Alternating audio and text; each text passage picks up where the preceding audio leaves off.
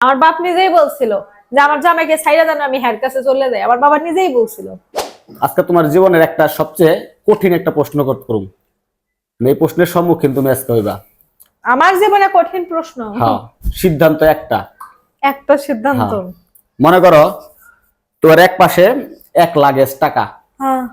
অফুরন্ত কোনো হিসাব নাই, যেটা তুমি শেষও করতে পারবে না। হ্যাঁ। দ্বিতীয়ত তোমার বাপ মা, ঠিক আছে। তৃতীয়ত স্বামী আর সন্তান একসাথে।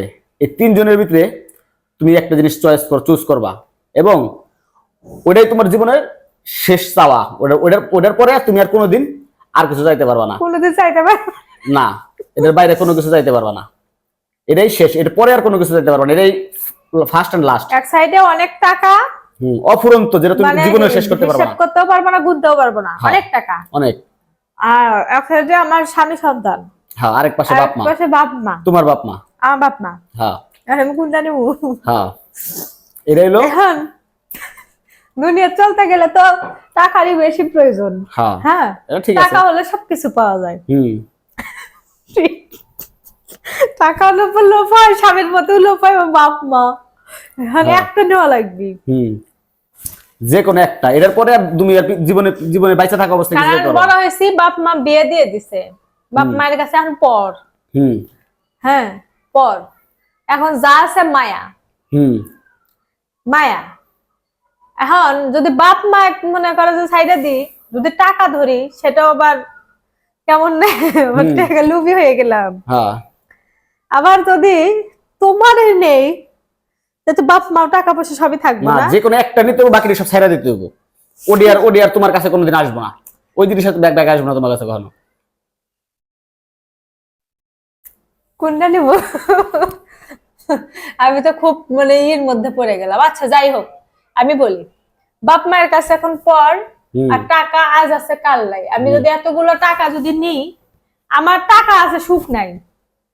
টাকা আছে, সুখ নাই। মানুষ তো টাকা থাকলে সুখ থাকে। সুখ থাকে, অনেক টাকা থাকলেও সুখ থাকে, আবার অনেক টাকা না থাকলে, 2 টাকা থাকলে সুখ হবে। তা আমি সিলেক্ট করলাম আমার স্বামীরই। আমার স্বামীরই সিলেক্ট করলাম। স্বামীর তো মনে করো কিছুই নাই, টাকা নাই, বাড়ি নাই, গাড়ি নাই, কিছুই নাই।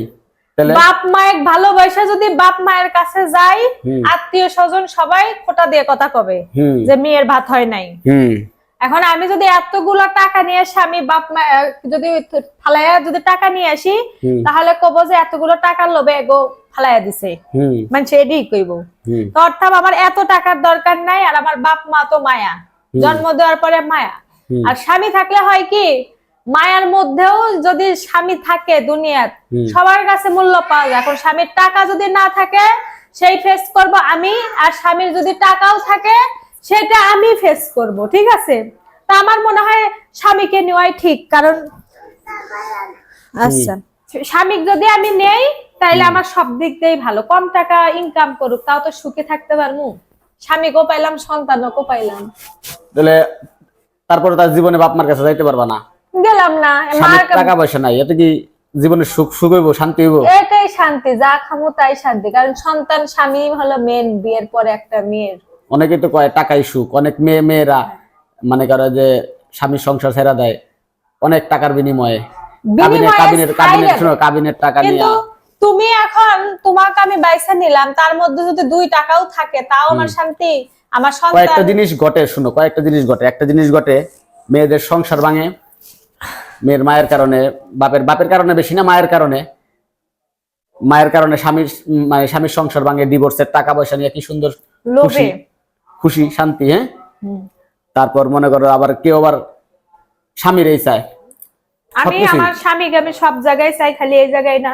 এখানে যদি সত্যি সত্যি আমার বাপ মাও আসে, যদি কয় তোর স্বামীর কোনো টাকা পয়সা নেই, ধরেন সম্পদ নেই, তাহলে দেখে আমি সারা মাস খাওয়াবো। কইছিল না, আমার আপন বাপই কইছিল এই কথা। এক সময় এক পরিস্থিতি এমন একদিকে গেছিল, আমার বাপ নিজেই বলছিল যে আমার জামাইকে ছাইড়া দেন, আমি হ্যার কাছে চলে যাই। আমার বাবা নিজেই বলছিল। আমি গেছি, এটা তো আমরা একটা ধাঁধা ধরলাম, কিন্তু অরিজিনালি আমার সাথে এমনটাই হয়েছিল। তাই হয়েছিল না? তুমি শুনছো না? হ্যাঁ, আমার জামাইও শুনছে। একটা যে কোনো বিষয় নিয়ে হোক।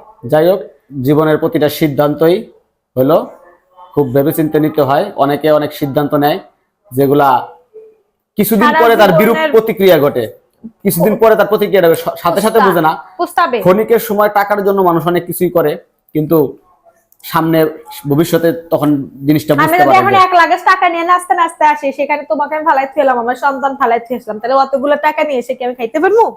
ঠিক আছে। পারুম না। আর মার কাছে তো মা সবাই বাবার একটু কাছে তো কমেন্ট আমরা করে মায়ের- জানাবেন আসলে আমার সিদ্ধান্ত কেমন হয়েছে আমরা জানেন। কোন জিনিসটা, সবাই একটু কমেন্ট করে জানাবেন কোন সিদ্ধান্তটা সবচেয়ে জরুরি। এখনকার বাস্তব জীবনে অনেক কিছুই ঘটে আমাদের মাঝে, তবে ভিডিওটা কেউ সিরিয়াসলি নেবেন না, এটা আসলে একটু মানে পরীক্ষা করলাম আমাদের। বিনোদনের জন্য করছি, এটা সামান্য একটু বিনোদন, আর এছাড়া কিছুই না। কেউ সিরিয়াসলি নিবে না, সবার জীবনের সাথে এটা মিলবে না। ধন্যবাদ সবাইকে। কাল্পনিক।